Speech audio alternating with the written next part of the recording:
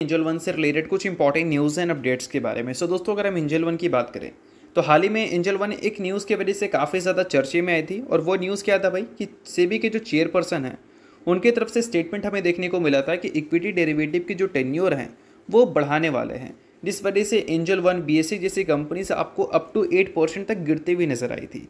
अब इंपॉर्टेंट चीज़ ये है कि ये चीज़ अगर होता है तो इसका मतलब क्या है कि वीकली एक्सपायरी को हो सकता है कि आपको सेबी ख़त्म करती हुई नज़र आ जाए और मंथ में हमें सिर्फ 2 एक्सपायरी देखने को मिले, एक मिड में या फिर एक लास्ट में। ठीक है, तो इन सारी चीज़ों को थोड़ा सा नोट करना। और ऐसी चीज़ें अगर होती हैं तो एफ सेगमेंट में लोग ट्रेड अगर करते हैं तो उसको मैनेज कर पाना रिस्क को काफ़ी ज़्यादा मुश्किल होगा, जिससे अल्टीमेटली क्या होगा कि लोग एफ सेगमेंट से दूर भागेंगे। ठीक है, तो ये सारी चीज़ों को आप समझो। बट इंपॉर्टेंट ये है कि इन सारी चीज़ों की वजह से अगर कंपनी गिरी है तो सिंपल सी बात है कि कंपनी का बिजनेस इससे डैमेज हो सकता है, कंपनी का रेवेन्यू जो है और प्रॉफिट जो है वो इससे वीक हो सकता है। इस वजह से कंपनीज की परफॉर्मेंस हमें इस न्यूज़ के बाद वीक देखने को मिली थी। बट इम्पॉर्टेंट ये है कि ये चीज़ क्या कंपनी के Q2 के रिजल्ट में इम्पैक्ट डालेंगे या फिर नहीं। अब देखो दोस्तों, ये जो सारी चीज़ें हैं, चेयरपर्सन ने जो सभी चीज़ें हमें बोली हैं, इक्विटी डेरिवेटिव के टेन्योर वो बढ़ाने वाले हैं, ये अभी तक इम्प्लीमेंट हुआ नहीं है। ये उनके मुंह से हमें सुनने को मिला है।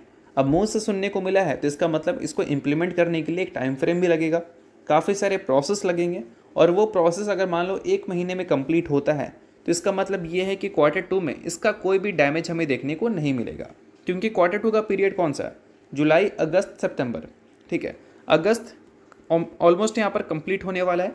सितंबर तक या सितंबर के बाद अगर ये चीज़ें इंप्लीमेंट होती हैं तो Q2 में इसका कोई भी इम्पैक्ट हमें देखने को नहीं मिलेगा। बट ऐसा नहीं कि Q2 में इम्पैक्ट देखने को नहीं मिलेगा तो Q2 बहुत अच्छी आएंगे।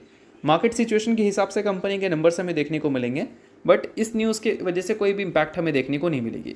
बट जब भी इम्पैक्ट हमें देखने को मिले तो कितना देखने को मिल सकता है उसकी भी बात करते हैं। तो देखो दोस्तों, अभी रिसेंटली क्या हुआ था कि CNBC TV 18 में दिनेश ठक्कर ने बोला था कि अगर हम F&O ब्रोकिंग सेगमेंट की बात करें तो एंजल वन अपने टोटल रेवेन्यू का 45% यहीं से जनरेट करती है। और इसी सेगमेंट को अगर ये सेबी डैमेज करे तो अल्टीमेटली इससे तो हम क्लियर उम्मीद कर सकते हैं कि कंपनी का जो टॉप लाइन है यानी कि रेवेन्यू वो इससे थोड़ा सा वीक हो सकता है। अब ऐसा नहीं कि 45% जनरेट कर रही है तो वो सीधा गिरकर 1% पे आ जाएगा, ऐसा नहीं है। मतलब बोल सकते हैं कि अगर उस सेगमेंट से कंपनी 100 रुपये का रेवेन्यू अगर मान लो जनरेट कर रही है तो हो सकता है कि आफ्टर डैमेज 80% का रेवेन्यू जनरेट करे, या 80 रुपये आप बोल सकते हो।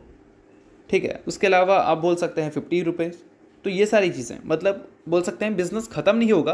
कहने का मतलब ये है कि बिज़नेस में थोड़ी सी प्रॉब्लम्स आएंगी, इस वजह से कंपनी की जो रेवेन्यू ग्रोथ है वो पहले जैसी में भी हमें देखने को ना मिले। पहले जितनी आसानी से कंपनी कमा लेती थी उतनी आसानी से हो सकता है कि कमाती भी देखने को ना मिले। तो देखते हैं कि इन सारी चीज़ों का इम्प्लीमेंटेशन हमें कब देखने को मिलता है। बट जब भी देखने को मिलेगा उसकी बात हम लोग ज़रूर करेंगे, क्योंकि न्यूज़ काफ़ी इंपॉर्टेंट है और काफ़ी सारी कंपनी के बिजनेस को इससे इफेक्ट होगा। इस वजह से बहुत ज़्यादा इंपॉर्टेंट न्यूज़ बन जाती है। तो as a BSC investor, as a angel investor, आप इन सारी चीज़ों को ज़रूर नोट करके चल सकते हो।